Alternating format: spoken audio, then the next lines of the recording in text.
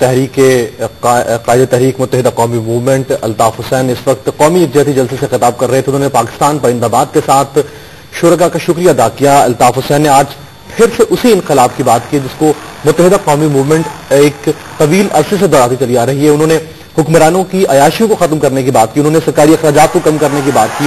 وزراء کی تعداد کو کم کیا جائے, بیوروکریسی کی عیاشیوں کو اور کرپشن کا خاتمہ کیا جائے. مدینہ نے یہ بھی کہا کہ کرپشن کو کرش کرنا چاہیے. بالکل, اور انہوں نے کہا کہ جب انہوں نے انقلاب کی بات کی تو ان سے پوچھا گیا کہ انقلاب کیا ہے. یہ پوچھنے والے آج آ کر یہاں پر دیکھنے کہ انقلاب کسے کہتے ہیں. آج پہلی دفعہ کسی جماعت نے تمام قومیتوں کے لوگوں کو اتنی بڑی تعداد میں یہاں پر اکٹھا کیا ہے. MKM کے قائد الطاف حسین کا کہنا ہے کہ پاکستان کو بچانے کے لیے جو پنجاب کے نوجوان ہیں ان کا ساتھ دیں. اسی خطاب پر بات کرتے ہیں سینئر صحافی اور تجزیہ کار مجیب الرحمان شامی صاحب اس وقت ہمارے ساتھ موجود ہیں.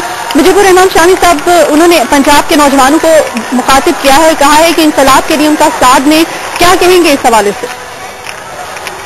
دیکھیے, متحدہ قومی موومنٹ اور اس کے قائد جو ہے الطاف حسین صاحب وہ کوشش کر رہے ہیں کہ ان کا پیغام پورے ملک تک پہنچے اور پنجاب کے نوجوانوں تک بھی پہنچے اور پختونخوا اور بلوچستان تک بھی پہنچے.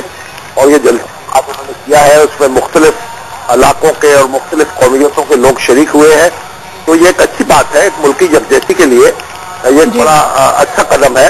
اور پاکستان کی جو سیاسی جماعتیں ہیں ان کا جو میسج ہے وہ قومی ہونا چاہیے اور پوری قوم میں ان کی بات سنی جائے گی تو اس کے بعد تبدیلی کا آغاز ہوگا.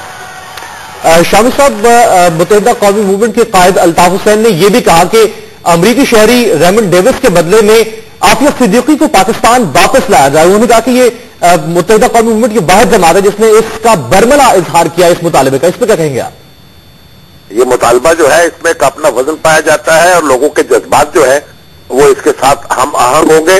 اور انہوں نے یہ بات کہہ کر ایک لوگوں کی نبض پہ ہاتھ رکھا ہے اور ترجمانی کی ہے. شامی صاحب, انہوں نے یہ بھی کہا کہ جاگیردارانہ, وڈیرانہ اور سرمایہ دارانہ نظام کو ختم کیا جائے, سرکاری اخراجات کو کم کیا جائے, عیاشیوں کو ختم کیا جائے اور وزراء کی تعداد کو کم کیا جائے.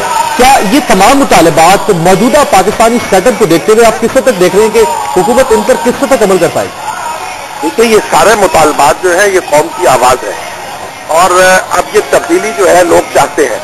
اور یہ جاگیردار اور سرمایہ دار جو ہے اور بڑے بڑے جو جاگیروں کے مالک ہیں ان کو کوئی حق نہیں ہے کہ وہ ان کے اوپر قابض رہیں. پاکستان جو ہے وہ عوام جو ہے ان کی کوشش سے آزاد ہوا تھا. انہوں نے اس کے لیے قربانیاں دی تھی.